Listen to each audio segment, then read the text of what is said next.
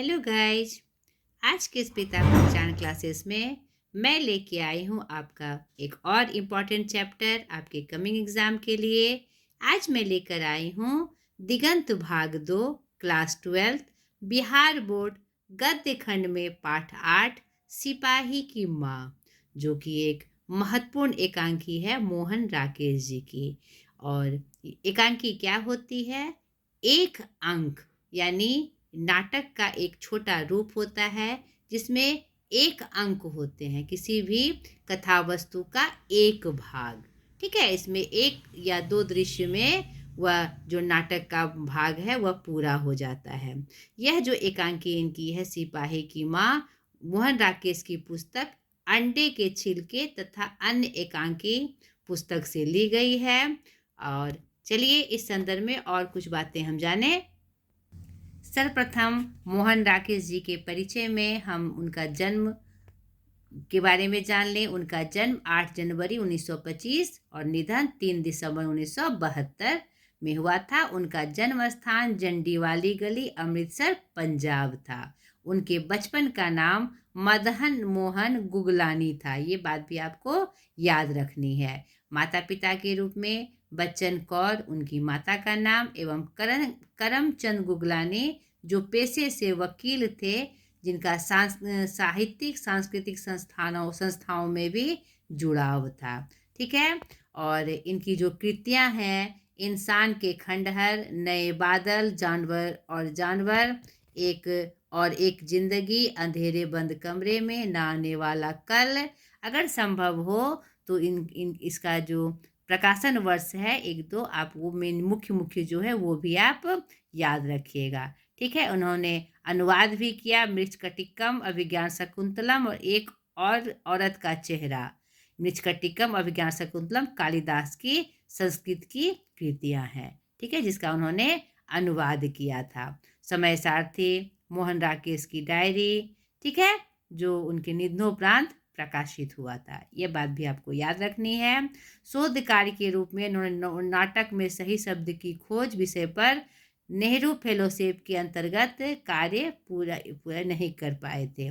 और ये नई कहानी आंदोलन के प्रमुख हस्ताक्षर थे। ये बात भी आपको याद रखनी है।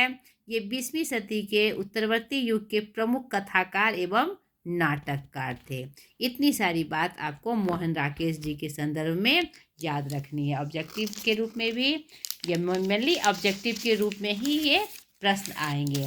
और यहाँ पर ये जो प्रस्तुत उनका एकांकी है, ये मैंने अभी बताया है कि अंडे के छिलके तथा अन्य एकांकी से ली गई है।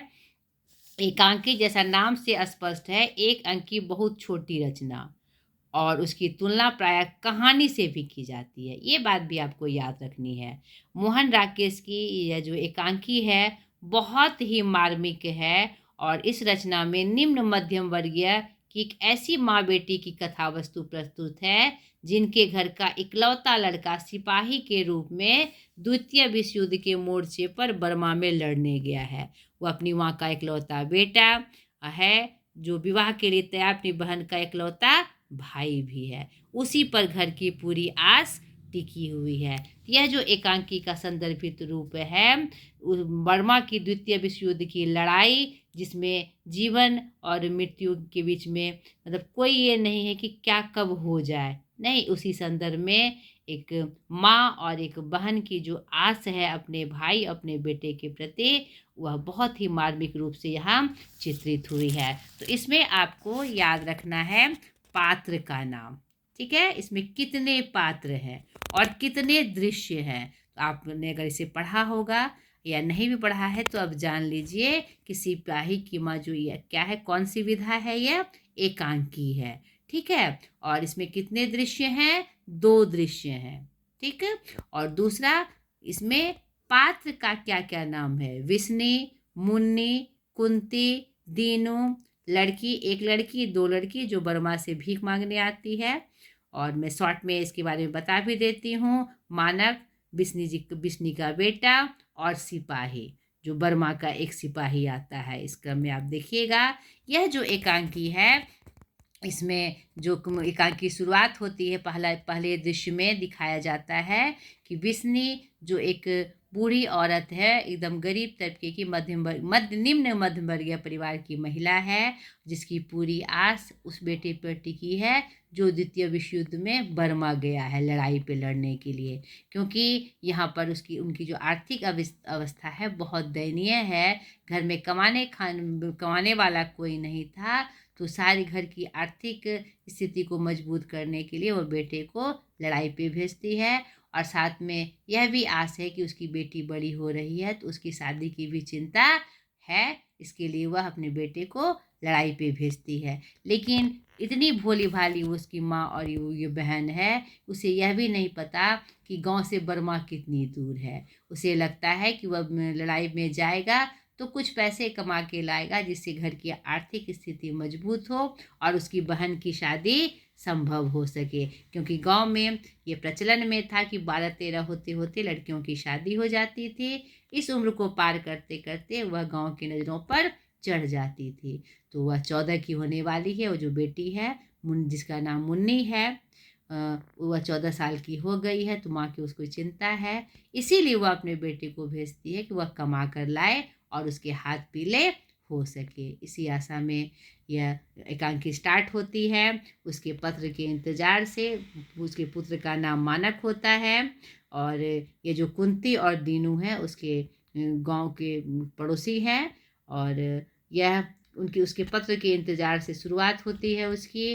और गाड़ी आती है पत्र वाली, तो वह पत्र उसका नहीं आता। इसी क्रम में मुन्नी और बिस्नी यानी माँ बेटी के बीच में बातें चलती है। बेटी माँ को दिलासा देती है और माँ बेटी को दिलासा देती है कि हाँ भैया आएंगे। और माँ का कलेजा घबराता है, आशंका से द्रवित होता है, तो बेटी उसे समझाती है कि माँ भैया जरूर आएंगे, इस मंगल नहीं आया अगले मंगल जरूर उसकी चिट्ठी आएगी। और चिट्ठी क्या, वो हो सकता है वह खुद भी आ जाए, वह खुद आने वाला होगा, इसलिए उसने चिट्ठी नहीं लिखी। इसी क्रम में पड़ोसन के रूप में कुंती आती है और जो रूप दिखाती है, बताती है जो सुनी सुनाई बात कि बर्मा में युद्ध हो रहा है, वहाँ जहाज डूब जाता है, बहुत ही संकट की स्थिति है। लेकिन यह अपने मन को समझाते हुए उसका विरोध करती है। ऐसा ज़रूरी तो नहीं कि ऐसा ही हो, नहीं। तो अपने मन को समझाते हुए ये एकांकी आगे बढ़ती है। और क्या कहते फिर दिनों आता है, वह क्या कहते हैं लड़कियों की जो स्थिति आज के समाज में बदल गई है उसकी चर्चा करते हैं। इसमें एक पात्र चौधरी जी है जो गाँवों में इधर उधर बात खबर पहुंचाता है, कोई बात नई बात आती है तो सबको सुनाता है। इसी क्रम में यह बात आगे बढ़ती है। अंततः रात में क्या कहते हैं माँ बेटी सो जाती है और क्या कहते हैं इंतज़ार करती है कि उसका अगले मंगल को ज़रूर चिट्ठी आएगी या हो सकता है खुद ही आ जाए। और उसी क्रम में बेटी गांव की एक जो लड़कियां हैं जो कड़े और कुंदे की बात करती है कि बहुत सुंदर है, उसके मन में भी आस है कि उसका भाई आएगा तो उसके लिए कड़े लेके आएगा। माँ उसे इस संदर्भ में दिलासा भी देती है कि तुम्हारे कड़े लेकर तुम्हारा भाई आएगा और वो सबसे सुंदर होगा। गांव में जितनी लड़कियों के पास कड़े और कंगन है उसमें सबसे सुंदर तुम्हारा कड़ा होगा। इस आस के साथ दोनों माँ बेटे रात में सोते हैं। और सोने के क्रम में माँ सपने में अपने बेटे को देखती है कराहते हुए, लहूलुहान होते हुए, गोलियों से मार खाते हुए। और एक सिपाही बर्मा का एक सिपाही उसके पीछे दौड़ते हुए, दोनों एक दूसरे का वहसीपन में एक दूसरे का धिक्कार करने के लिए, मारने के लिए एक दूसरे को आतुर है। और माँ का कलेजा टूक होकर रह जाता है, डर से एकदम डर जाती हैं, नहीं। और दूसरे दृश्य में वही रात का दृश्य दिखाई पड़ता है, नहीं। और ये पहले का ये दृश्य था, ये रात होने से पहले का ये दृश्य दिखाया जाता है। जो कुंती और जो पड़ोसी आता है दीनों, उसके बारे में यह दिन की बात होती है।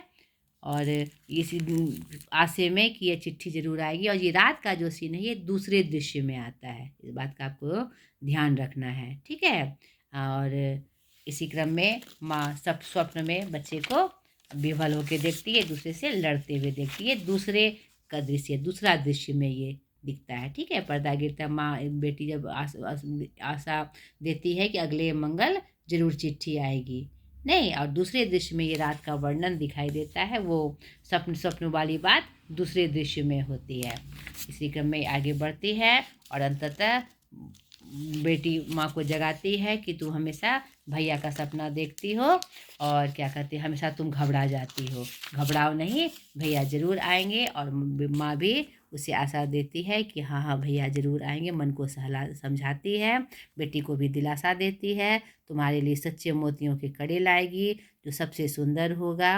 और सिसकियाँ भरते आशा के साथ माँ डिबरी बुझा देती है और क्या कहते हैं, मन को दिलासा देते हुए वह एक गीत गाती है। इसी के साथ पर्दा गिर जाता है। तो इस एकांकी में जो माता का हृदय का जो मार्मिक चित्रण किया गया है वह मन को छूता है।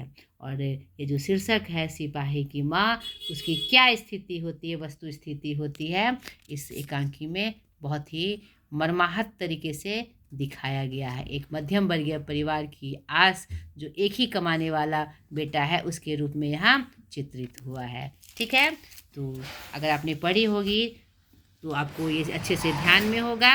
अगर आपको मौका मिले तो इस पूरे एकांकी को आप अच्छे से पढ़ लीजिएगा ताकि उसकी जो सारी घटना जो क्रम है आपके ध्यान में आ जाए। अगर आप उसे पढ़ लेते हैं तो जो अभ्यास में जो प्रश्न आएंगे उसे आप आराम से कर सकते हैं। तो देखिए इसके कुछ महत्वपूर्ण प्रश्न। बिस्नी और मुन्नी को किसकी प्रतीक्षा है, वे डाकिये की राह क्यों देखती है। तो बिस्नी और मुन्नी को, बिस्नी को अपने बेटे की और मुन्नी को अपने भाई की प्रतीक्षा है। और डाकिये की राह उसकी चिट्ठी पाने के लिए देखती है। नहीं, बिस्नी मानक को लड़ाई में क्यों भेजती है, तो मैं अभी तुरंत बताया। बिस्नी मानक को लड़ाई में इसलिए भेजती है ताकि कुछ पैसे कमा के ला सके, घर की आर्थिक स्थिति सुधरे और जो उसकी बेटी है मुन्नी उसके हाथ पीले किए जा सके, क्योंकि गांव में अन्य लड़कियों की उसकी उम्र की सबकी शादी हो चुकी है। स्वप्रसंग व्याख्या करिए, सबसे इम्पोर्टेंट प्रश्न हर पाठ का, यह आपको ध्यान में रखना है।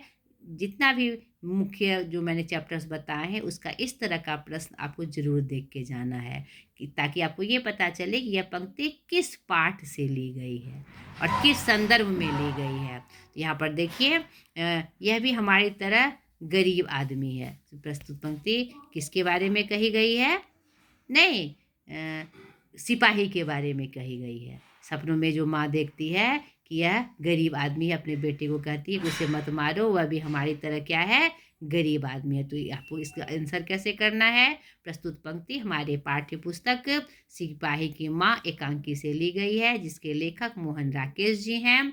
और यह पंक्ति इस कहानी की जो एक प्रमुख पात्र है बिस्नी, स्वप्न में सिपाही और बेटे का जो मुठभेड़ देखती है उस संदर्भ में यह बात आई है। जब बेटा वहसीपन में कहता है नहीं यह दुश्मन है, मैं इसे जरूर मारूंगा, तो माँ उसे कहती है कि इसे मत मारो, यह भी हमारी तरह गरीब है। ठीक है, वर घर देखकर ही क्या करना है कुंती, मानक आए तो कुछ हो भी, तुझे पता ही है आजकल लोगों के हाथ कितने बढ़े हुए हैं। प्रस्तुत पंक्ति हमारे पाठ्य पुस्तक सिपाही की माँ एकांकी से ली गई है जिसके लेखक मोहन राकेश हैं। और यह पंक्ति विष्णु के द्वारा कही गई है अपनी पड़ोसन कुंती को।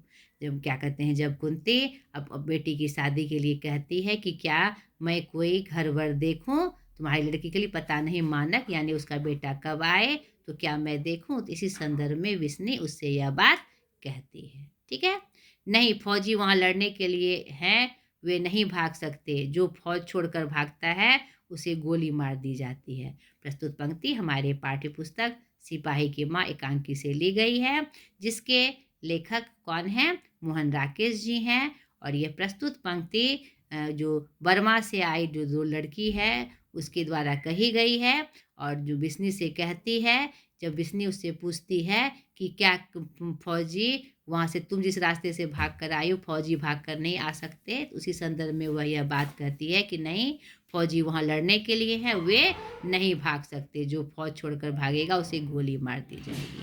तो अगर आप इस एकांकी को पढ़ लेते हैं तो उसके जितने भी घटनाक्रम हैं और जितने भी संवाद पात्रों के द्वारा कहे गए हैं आपको स्मरण में हो जाएगा, तो किसी भी तरह का प्रश्न आपको इसमें आएगा, चाहे वो ऑब्जेक्टिव के रूप में, सब्जेक्टिव के रूप में, स्वप्रसंग व्याख्या के रूप में, तो आप उसका पूरा आंसर कर सकते हैं। तो इस एकांकी को आप ज़रूर पढ़ लीजिएगा। छोटा सा एकांकी है, मुश्किल से 10 मिनट भी आपको पढ़ने में नहीं लगेगा, तब आप सारे का आंसर आप आराम से कर सकते हैं।